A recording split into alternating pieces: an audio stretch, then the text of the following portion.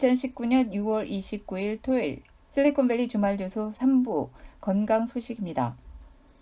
암과 치매 사이는 암이 치매를 억제하는 어떤 메커니즘이 존재하는 것 같다는 연구 결과가 나왔습니다.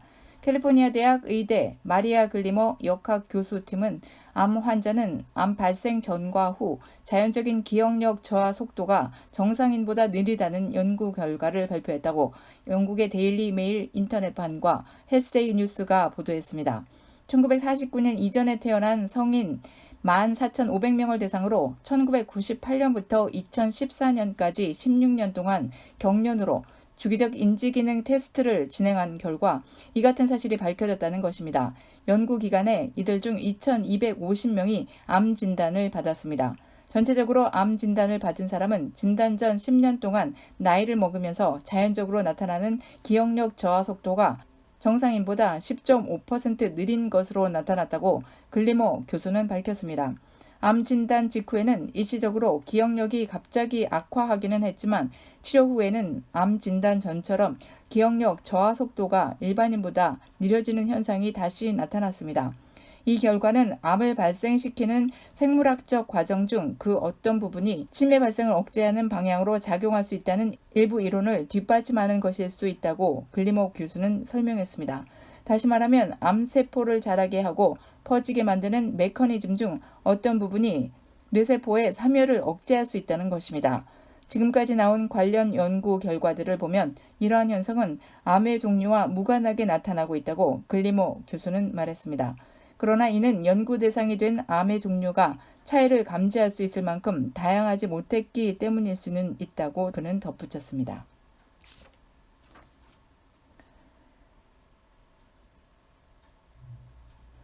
헬리코박터균은 위장 내에 기생하는 세균으로 위 점막층과 점액 사이에 서식합니다. 한국의 감염률은 약 60% 정도로 추정됩니다. 12지장 궤양 환자의 90%에서 95%, 위궤양 환자의 60에서 80%에서 헬리코박터균이 발견됩니다. 헬리코박터균을 재균하면 소화성 궤양의 재발률이 현저히 감소하는 것으로 알려졌습니다. 헬리코박터균은 위암을 일으키는 주요 원인입니다. 1994년 세계보건기구에서 위암을 일으키는 발암물질로 분류됐습니다. 헬리코박터균에 감염되면 위암 발생의 위험도가 약 3.8배 올라가는 것으로 보고 있습니다. 헬리코박터균의 전파 경로는 명확하지 않지만 입이나 분변을 통해 전파된다고 알려져 있습니다. 헬리코박터균이 있는 사람의 자녀나 배우자에게서 월등히 높은 감염률이 보인다는 것이 이러한 추정을 뒷받침합니다. 특히 유아기 때 쉽게 감염될 수 있어 주의해야 합니다. 술잔을 돌리거나 국과 찌개 등을 나눠 먹는 식습관으로 옮길 수 있습니다. 최정민 교수는 일반적인 세균은 위 안에 들어오면 위산의 강한 산성으로 인해 생존할 수 없지만 헬리코박터균은 다른 균과 다르게 요산 분해 효소를 가지고 있어 요산을 분해해 암모니아로 만들어 자신의 주위를 중성에 가깝게 만들어 살 수 있게 되는 것이라고 설명했습니다. 국내외 연구에 따르면 위 12지장 궤양, 위 말트 림프종, 위암, 위축성 위염, 기능성 소화불량, 원인 불명의 철분 결핍성 빈혈, 만성 특발 혈소판 감소증 등의 질환이 헬리코박터균과 관련이 있다고 알려져 있습니다. 위염이 생겼다 아물었다 하는 과정이 오래 반복되어 위 점막이 소장이나 대장 점막처럼 바뀌고 위액 분비샘이 없어지고 색깔이 변하며 작은 돌기가 생기고 오돌토돌해집니다. 이러한 장상피 화생의 주요 발생 원인도 헬리코박터균입니다. 헬리코박터균을 박멸하는 제균 치료는 1차적으로 위산 억제제와 두 종류의 항생제를 아침 저녁 하루 2회 1주에서 2주간 복용하면 됩니다. 치료를 받은 사람 중에 약 70에서 80%에서는 제균에 성공합니다. 갑상선 암이 착한 암이라고 해서 모두 다 예후가 좋은 것은 아닙니다. 정상 갑상선 세포와 비슷한 분화 갑상선 암의 경우 예후가 좋은 편에 속하지만 미분화 갑상선 암은 발견이 늦어지면 평균 생존 기간이 1년 미만일 정도로 치명적입니다. 한국 연구팀이 이런 미분화 갑상선 암을 조기에 진단할 수 있는 단서를 찾아냈습니다. 서울의대 마크로젠 공동연구팀은 미분화 갑상선암 조기진단 바이오마커에 대한 연구 결과를 국제학술지인 네이처 커뮤니케이션스 온라인판에 게재했다고 28일 밝혔습니다. 연구팀은 갑상선암 환자 113명의 DNA와 25명의 RNA를 대상으로 차세대 염기서열 분석을 시행했습니다.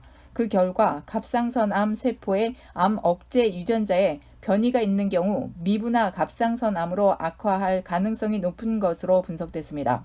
이 중에서도 CDKN2A 유전자 결실은 미분화 갑상선암 환자의 22%에서 나타날 정도로 연관성이 컸습니다. 이 유전자가 생성하는 P16 단백질 발현이 감소하면 갑상선암 예후가 매우 나빠져 치료 후 생존율도 크게 떨어지는 것으로 보인다는 게 연구팀의 설명입니다. 내분비내과의 박영주 교수는 미분화 갑상선암은 초기에 발견하지 않으면 치료가 거의 불가능하다며 이번에 새롭게 확인한 유전자 변이를 바이오마커로 활용한다면 미분화 갑상선암 환자의 조기 진단과 맞춤 표적 치료도 가능해질 것이라고 말했습니다. 알츠하이머 치매는 노인성 치매의 약 70%를 차지합니다. 이 질환은 뇌에 베타 아밀로이드라는 단백질이 쌓이면서 신경세포가 손상돼 발병한다고 알려졌는데 최근 한국 연구진이 알츠하이머 치매에 대한 치료법 개발에 기여할 수 있는 연구 결과를 내놔 주목됩니다. 묵인이 서울대 의대 교수팀은 세포 및 동물 실험을 통해 알츠하이머 치매와 관련된 베타 아밀로이드 단백질을 줄일 수 있는 새 방법을 찾았다고 28일 밝혔습니다. 연구 결과는 이날 국제학술지인 셀 메타볼리즘에 실렸습니다. 뇌 면역세포인 미세악유세포는 뇌 속에 쌓인 베타 아밀로이드를 분해해 없앨 수 있습니다. 연구진은 이 연구에서 미세악유세포가 베타 아밀로이드에 장기간 노출될 경우엔 분해 기능을 잃어버리는 것을 확인했습니다. 이어 이런 베타 아밀로이드 분해 기능 상실은 세포의 에너지 생산 기능과 관련돼 있다는 사실도 알아냈습니다. 연구진은 미세악유세포의 에너지 생산을 높이면 다시 베타 아밀로이드 분해 능력을 회복할 수 있으리라는 가설을 세우고 실험했습니다.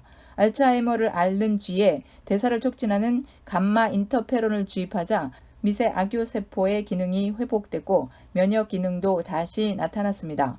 그 결과 쥐 뇌 속에 쌓인 베타 아밀로이드 단백질 양도 줄었고 쥐의 인지 능력도 회복됐습니다. 미세악유세포의 대사 촉진이 신경퇴행성 질환의 새 치료적 전략이 될 수 있다는 가능성을 확인한 셈입니다.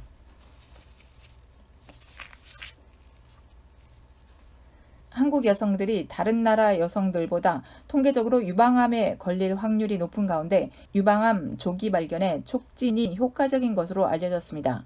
유방암은 통상 암이 발생한 부위를 절제하고 이후 유방 재건수를 실시하는 방법으로 치료가 진행되는데 최근에는 보형물 재건보다는 지방 이식이 그 중에서도 줄기세포 가슴 성형 방식이 주목받는 것으로 나타났습니다. 유방암 촉진은 생리가 끝난 시기로부터 3일에서 5일 후에 하는 것이 효과적입니다. 이때쯤 가슴이 가장 부드러워져 유방 내 발생한 멍울을 잘 발견할 수 있기 때문입니다. 유방암 촉진은 따뜻한 물로 샤워하며 몸을 이완시키면서 유방 조직을 만져보고 딱딱한 멍울이 있는지 확인하는 방법으로 진행됩니다. 임신이나 폐경으로 생리가 없다면 매월 특정한 날짜를 정해 주기적으로 자가 검진할 수 있습니다. 멍울 외에도 한쪽 유방이 갑자기 커졌거나 늘어났다면 진료를 받는 게 좋으며 유방 피부가 귤 껍질 같은 경우 또는 평소와 다르게 유두가 들어가 있거나 분비물이 나와 있는 경우 겨드랑이 부위에 림프절이 만져지는 경우도 검진을 받아야 합니다. 한편 통증의 경우 유방암의 주요 증상은 아닌 것으로 알려졌습니다. 유방암 환자의 5% 정도만 유방 통증을 호소하며 통증보다 중요한 건 멍울인데 유방암으로 인한 멍울은 딱딱하고 불규칙하며 만졌을 때 잘 움직이지 않는다는 특징이 있습니다.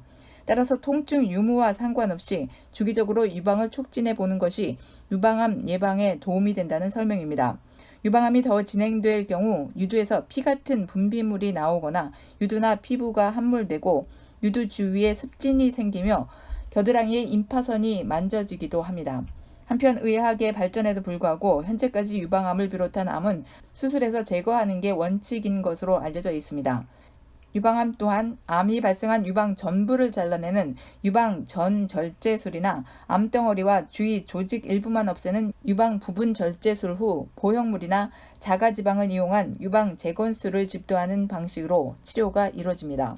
이 중 보형물 재건술의 경우 시술 후 10년 정도 지나면 약 40%에서 보형물 파열이나 구형 구축 등의 부작용이 발생할 수가 있어서 최근에는 마른 경우 등이나 복부의 근육과 피부를, 지방이 많은 경우에는 복부나 허벅지의 지방을 이용하는 유방 재건술이 이루어집니다.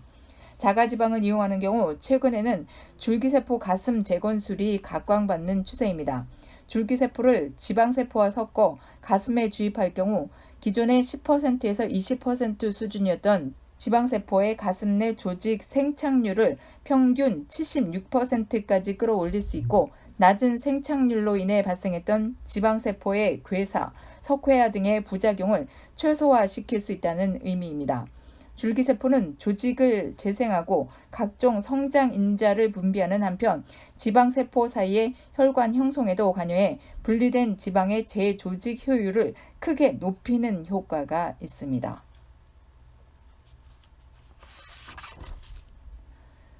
이상으로 2019년 6월 29일 토요일 실리콘밸리 주말 뉴스를 모두 마칩니다. 오늘도 함께 해주신 여러분 고맙습니다. 알려드린 대로 7월 첫 주인 다음 주부터는 단신으로 여러분을 찾아갑니다. 많이 애청해 주시기 바랍니다. 오늘도 저는 여러분이 계셔서 행복합니다. 여러분이 힘입니다.